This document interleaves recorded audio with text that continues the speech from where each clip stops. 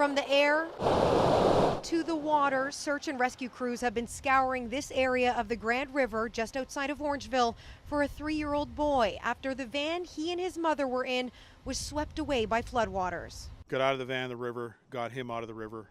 She was over, they were pushed over by water. She lost her grip on him, and he's somewhere in the river. Police say it happened just after the mother drove around this closed road sign heading for home. That tree that's out right there, the river's usually on the other side of that. Chris Hilt lives close to where it happened and says the streets were washed out. The water was coming down the fields across the road, and then you had the water from the river taking it south where the Grand flows. Somebody along the river here had seen headlights kind of aiming up and floating down with the river. We spoke with the father of the missing 3-year-old boy, who tells us the family has been out searching since 6 a.m. and they just want to bring him home safely, something that is becoming increasingly less likely according to OPP as each hour passes. You know, it's a very cold river today, very, very cold.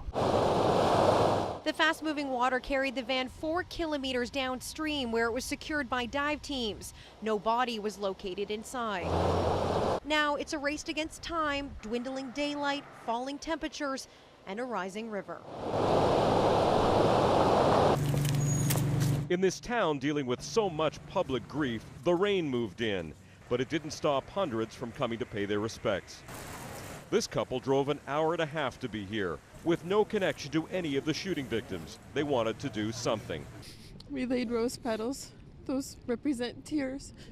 The angels come down and will take the tears away on their wings. I mean, who would do such a thing, you know? But I decided to come down here, I say. With the world's media swallowing up every parking spot in this town, the U.S. president will be coming here too to share the community's grief.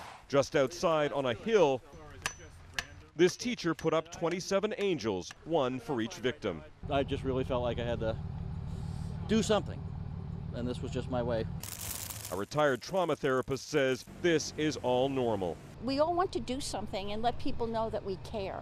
But someone didn't care. A bomb threat was called into the Roman Catholic Church as the parish priest was delivering his Sunday homily.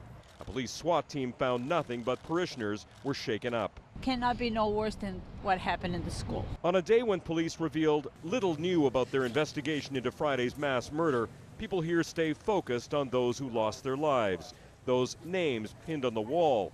Parents are starting to try and explain what this is all about, sparing their kids from the horrific details. For this woman who drove from New York's Bronx, it's all unfathomable. The babies, you know, the babies. It's just babies. The terror they must have felt, the way their heart must have pounded so hard when they saw all of this. But it's just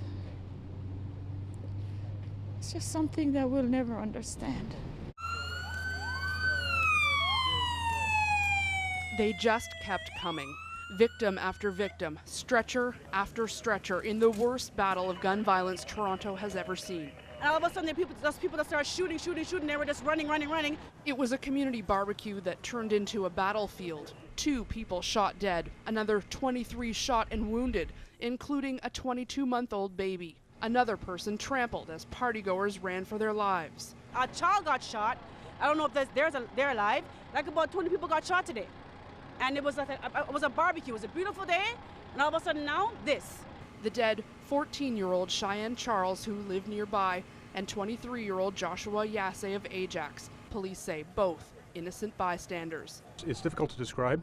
This is not only unprecedented in Toronto.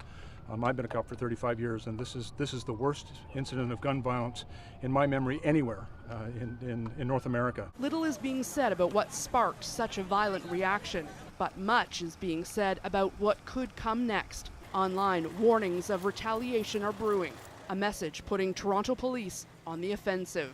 I would certainly support it in other communities when we're only talking 140 to say, you know what, party politics aside, this is to support Ontarians. I guess the good news is that whether you're here in Union Station or on the Eglinton Crosstown or 8 or 9 other projects around the region, they are moving ahead with construction. The primary question that we're asking is how the child's gross motor function improves.